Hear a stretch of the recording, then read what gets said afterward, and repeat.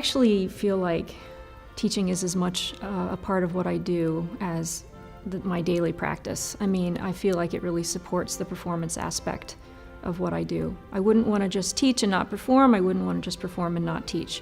They go hand in hand. Once you reach that place where you want to be the type of leader who leaves a ladder behind you to climb up behind, not the one who pulls it up behind you and makes it impossible for others to find. So, they know I'm here to help them get to where they want to be. And maybe it'll involve music, maybe it won't. Maybe it'll involve the oboe, maybe it won't. But they'll be good leaders, and they'll be good people. I grew up with all kinds of animals and come from a very animal-loving family. I moved to Dallas 17 years ago for the orchestra job. And I had been involved in rescue in Rochester, New York, where I played before. And I wanted to find a new rescue home. So Operation Kindness, I had heard really great things, and it's only 3 miles from where I live. So I came over and I just started walking dogs, doing some of the volunteer orientation, and then I got more and more entrenched. I started fostering. At this point, I fostered over 200 dogs, not all at once. I'm not a hoarder, but just, families, one at a time. And then I started the Concert for Kindness, because I thought there's a way I can help fundraise. It started out with the germ of an idea of what can I do?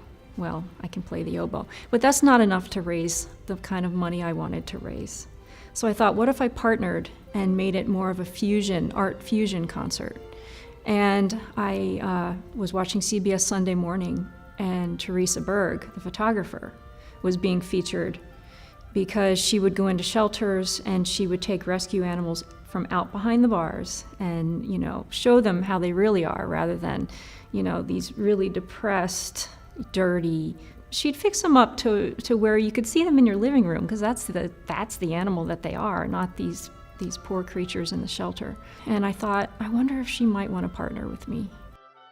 She was going to the grocery store and looked up and saw my studio right above her grocery store. So she said, I guess this is meant to be. And she sent me a message and said, can we get together? Maybe we can pool our resources and our passion and see what we come up with. So that's what we did. And we decided to start doing these concerts, which are a mixture of classical music and photography. Our first Concert for Kindness raised about $10,000. Fast forward 7 years, and now we are in Moody Performance Hall, which is a full-size concert hall, and we're raising $80,000 with our events. Every single dollar goes to this no-kill shelter called Operation Kindness.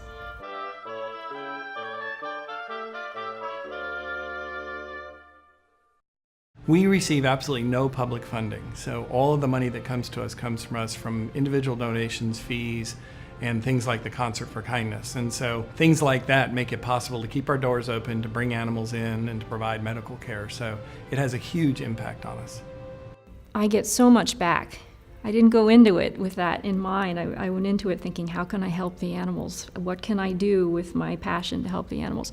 This is why I am an artist, so that I can impact the community in this way. All of these animals, it's like I look at them and I say, you are the why. You are the why behind everything I do. She is inspirational to everybody. She works so hard. I have seen her pull dogs off the street, adopt pets out of parking lots. I've seen her put dirty, smelly puppies in the back of her car when she's on her way to a concert and doesn't know what to do with them, but doesn't want to leave them on the street. And I've seen her up all night with sick puppies, and she just doesn't stop giving. I also think our future in the arts depends on this getting out into the community and making ourselves seen, making ourselves heard. You can't expect everyone in the community to come to the concert hall anymore. So get out there and also show that you are committed to the community in which you live. And by making a difference, you broadcast that. Well, Erin is such a wonderful orchestra citizen. She really cares about what's happening with the Dallas Symphony. She cares about what's happening in Dallas, and that makes her really special because we always know we can count on her. And I love to hear her talk about her students. She's so committed to her students.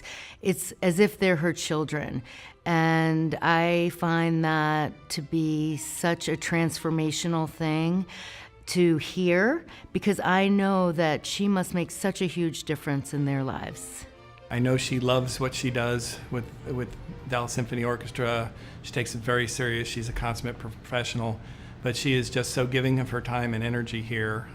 She has an amazing reputation. Like I said, she was a legend when I got here, and she has continued to be a legend.